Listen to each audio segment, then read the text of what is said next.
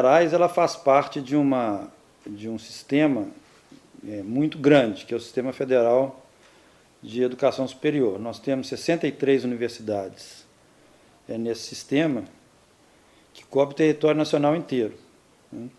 E hoje a gente deve ter mais de 150 campos dessas universidades federais. Nos últimos anos houve um crescimento muito grande. Então, qualquer plano de ação que a gente tenha para a Universidade Federal de Minas Gerais tem que levar em consideração esse contexto nacional e a inserção da universidade nesse contexto. Nos últimos 10 anos, o sistema passou por uma mudança muito grande, né? Ele teve uma expansão muito grande, o número de matrículas dobrou praticamente, os resultados do Censo da Educação Superior de 2012 vão mostrar pela primeira vez que o número de matrículas no sistema federal ultrapassa 1 milhão de matrículas, e grande parte disso se deve à expansão do sistema que ocorreu numa primeira fase com criação de novos campus em várias universidades do Brasil, e numa segunda fase com o projeto Reúne, que foi lançado em 2007, começou a funcionar, a receber novos alunos em 2008, está na fase final agora de entrada dos últimos alunos da expansão, e que praticamente foi essa expansão que dobrou o número de alunos da universidade, né? Ocorre que o sistema ainda vai crescer mais porque o Brasil tem uma cobertura de atendimento aos jovens na faixa de 18 a 24 anos, que é muito baixa. No começo dos anos 2000 era em torno de 10%, inferior a quase todos os países do mundo, inclusive aos países da América Latina, e que tem que ser elevado. Nesse período, até esse ano, ela se elevou para em torno de 17%, mas ainda continua muito baixa. O Plano Nacional de Educação para o período de 2011 e 2020, que foi enviado pelo presidente Lula ao Congresso no final do mandato dele, está na fase final de tramitação no Senado, né? Para o ensino superior, esse plano prevê a expansão de cobertura dos atuais 17%, em 2010 era 15%, para 33%.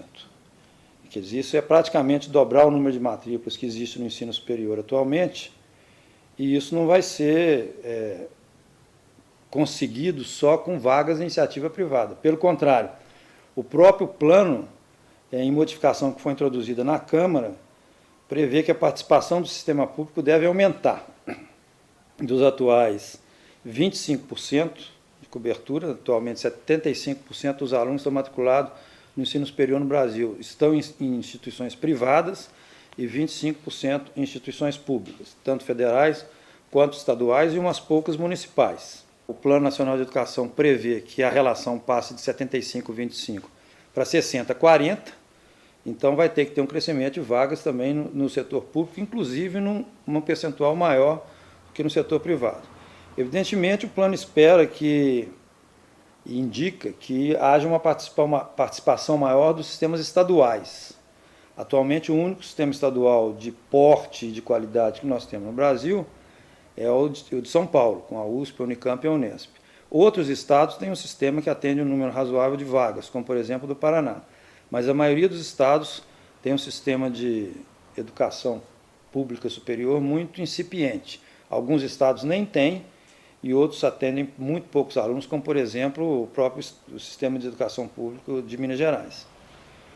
Mas mesmo com a participação dos sistemas estaduais na expansão, que precisa de ocorrer até 2020 para que as metas do plano sejam cumpridas, vai ser necessária expansão no ensino superior público federal. Na realidade, ela já está acontecendo em setores localizados. Nos últimos anos, e atualmente, estão sendo criados novos cursos de medicina, por exemplo, em locais que têm um baixo atendimento ou não têm nenhuma formação de médicos. Essa expansão não chegou à UFMG, ou a UFMG não foi convocada a participar disso, porque nós já temos a maior faculdade de medicina do Brasil. O curso de medicina do UFMG atende 320 alunos por ano, tá? E não há exatamente falta de médicos do ponto de vista de número aqui na região metropolitana de Belo Horizonte. Mas em Minas Gerais mesmo estão sendo criados em duas federais, 3 cursos novos de medicina. a Federal do Vale de Jequitinhonha e do Mucuri está abrindo curso de medicina em Diamantina e em Teófilo e a Universidade Federal de Juiz de Fora criou um campus novo em Governador Valadares, que já admitiu a primeira turma de medicina, agora no começo de 2013. Mas, eventualmente, novas expansões vão acontecer. Principalmente, o Brasil tem uma formação de engenheiros muito baixa, nós vamos precisar de expandir muito na área de engenharia e em outras áreas também. As expansões que vão acontecer no futuro não vão ser nos mesmos moldes do Reúne, porque aquilo foi um edital aberto, todas as universidades federais que quisessem ampliar nas áreas que elas escolhessem, poderiam. Tá? E houve negociação com o MEC também para a criação de vários campos novos. Algumas universidades expandiram criando campos novos. Aqui em Minas Gerais mesmo nós temos vários exemplos, como por exemplo a Federal de Alfenas criou um campus em Varginha, um campus de Poços de Caldas e várias outras. Então a questão que se coloca nesse contexto é qual o papel que o UFMG vai ter nesse sistema, nesse novo horizonte de expansão. A UFMG propriamente, aqui nos campos de Belo Horizonte, no campus da Pampulha e no campus da Saúde, tem pouco espaço para expansão, inclusive do ponto de vista físico. Nós não temos mais espaço físico para crescer no campus da Pampulha. Boa parte do campus é ocupada por uma área protegida, uma área verde protegida, que nós não vamos construir prédios lá. E a densidade de ocupação da área que é ocupável já não suporta mais um crescimento na própria sede. A mesma coisa a gente pode dizer em relação ao campus da Saúde, que, aliás, precisa de melhoramentos na sua infraestrutura e numa situação muito mais adensada em termos de ocupação, que foi sendo feita ao longo do tempo sem um planejamento adequado às condições atuais da cidade, então também não tem espaço para expansão. Mas a Universidade Federal de Minas Gerais pode ser chamada a contribuir com expansão de outras maneiras, né? O nosso campus em Montes Claros é um campus que tem um potencial grande de expansão, porque ele só tem 6 cursos, todos eles concentrados na área de ciências agrárias, e lá existe demanda para abertura de cursos superiores em outras áreas. Então lá pode ser uma área que venha ser demandada a expansão da UFMG. Algum tempo atrás, nós participamos de uma comissão na UFMG, da qual fez parte o professor Beirão também, que justamente ela produziu um relatório com alternativas de expansão para a universidade. Isso ocorreu antes do Reúne. E, de fato, o relatório foi apresentado ao reitor da época, o professor Ronaldo Pena, mais ou menos na mesma época que o edital do Reúne foi publicado, o decreto do Reúne foi publicado pelo governo. E, na ocasião, a UFMG, o Conselho Universitário, decidiu fazer uma expansão na sede, né? Mas esse relatório tem que ser revisitado. Primeiro que a situação hoje é muito diferente da situação de 6 anos atrás, por causa do crescimento que o próprio sistema teve. Segundo, porque naquela época a UFMG tomou a opção por uma das modalidades, de uma das contribuições que ela poderia dar na expansão, e as outras ainda continuam abertas, né? Então, a gente teria que refazer o relatório com os novos dados que a gente tem do sistema superior e fazer uma discussão ampla na universidade sobre qual a contribuição que a UFMG tem que dar, né? Existem outras opções, criação de novos campos, tutoria de novas universidades que venham a ser criadas em Minas Gerais.